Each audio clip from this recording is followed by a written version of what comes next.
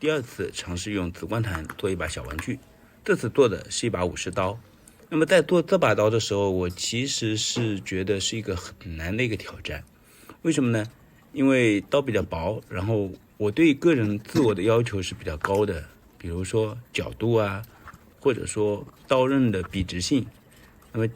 大家可以看一下我在做这把刀的这个过程中主要遇到的困难。首先第一个，我手上的刻刀完全没有办法刻动，然后呢我又没有什么别的工具，就一直刻啊刻啊刻，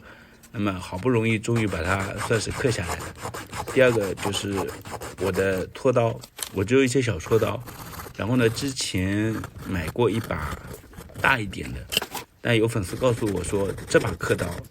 锉刀其实是锉钢的，不是锉木的，那也没有办法，我没有别的工具，然后就一直锉啊锉啊锉。大家可以看到这其实是一个反复的过程。那么这个过程中主要的一些需要掌握的点是，第一个不能搓过头，所以我在做的时候留了比较大的一个余量来确保我的失误，因为总会出现失误，所以这个余量的保证能够让我比较好的去把控这把刀的一些小细节，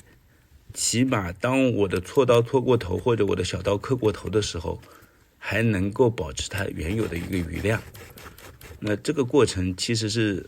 很艰辛，我都搓得比较手累。下一个环节呢，主要是关于打磨。那么在打磨这个过程中，首先要考虑到的一个点就是刀最终的一个形状。我的设想呢是先把这把刀两面搓成三角形，也就是截面成为三角形，然后再把这个三角形的两边再打掉，形成了那条武士刀特有的洞。所以在这个过程中要确保居中，我用了一个画纸并且把纸贴在刃上的一个方法来确定一个中线。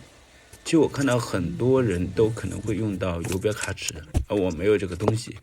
所以我简单的用了这样一个方法来让我在打的过程中能够确保是让刃留在那个中间。这个时候要非常小心，因为如果一不小心戳过头，那么这条刀刃的线就不直了。所以我是一边打一边看，一边看一边打，反反复复。这也是我对于这把刀的难度的一个点。做过手工的人可能都会知道，就是你要做一个形状很简单，但是你要在每个细节上都做到位，其实是挺难的。接下来就是用砂纸，我其实很少用砂纸，因为我总觉得每次用砂纸去打磨的过程中，会把原先我想要做成平面的东西变圆滑。但是如果不用砂纸呢，光用刀呢，美工刀在紫光檀上根本刻不出什么东西，因为紫光檀比雪糕棒实在硬太多了。那么在这样一个反复又反复的一个过程中，基本上的刀型大家可以看到已经有一个成型的一个效果。接下来就是一个比较好的修缮。我开始是用800目的纸，然后一步一步往上升，然后每次往上升的过程中都要先观察一下刀是否笔直，确切的说应该是刃的直线是否笔直。因为如果你在打磨过程中一不小心刃磨过头了，那就没有挽回的余地了。也就是说，你看它这条刃线应该是笔直的，但是如果一不小心发现刃线歪了，或者说刃线中间磨过头变成一个凹形了，那么这把刀就很难再挽回了。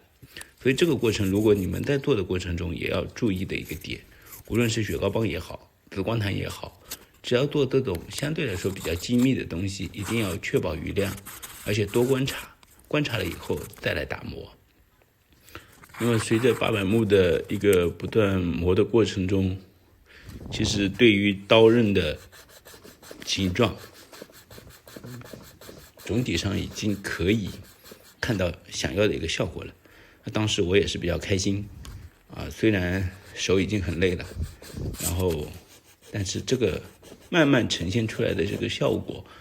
还是很有一些成就感的。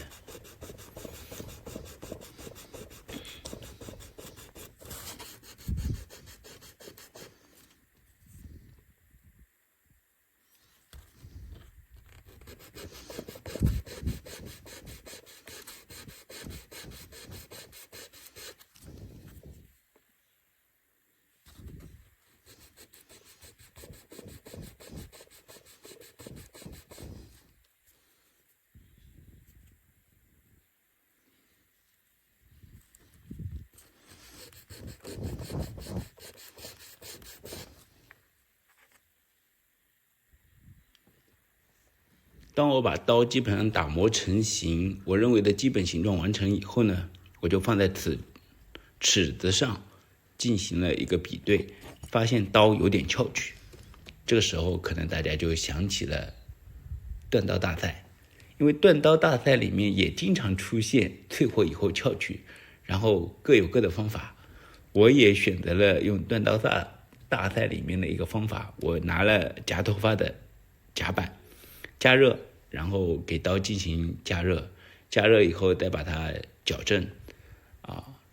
今天的每日一灯可能就是我了。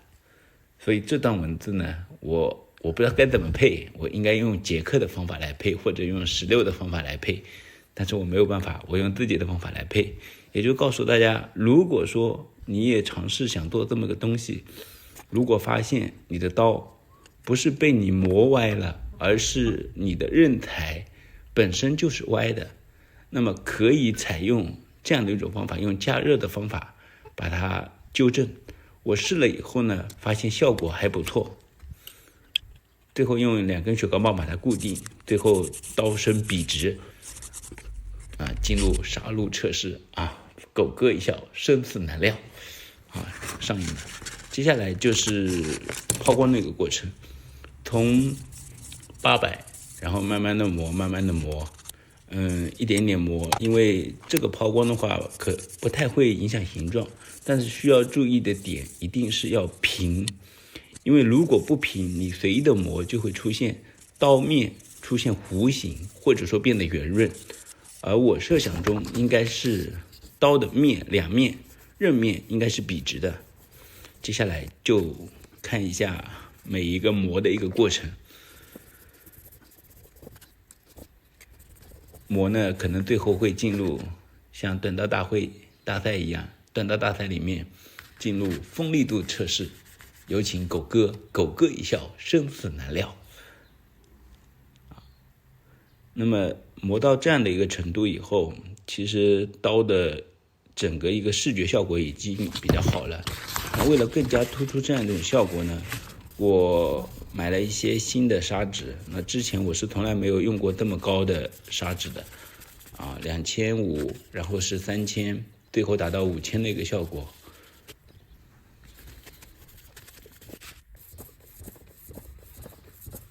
其实磨到3000左右的时候，刀面已经非常的光滑了，但是需要注意的是，有部分肯定会出现一些不平整，这是特别需要注意的。所以在磨的过程中，首先第一次出形的时候，它要确保你的形状必须是正确的，然后再在磨的过程中不会出现太大的一个偏差。等到达到5000目的时候，其实它的变化已经非常微弱了，但是我还是想做这方面的一个尝试。做完这些以后，我把三角形的一个棱角去打掉，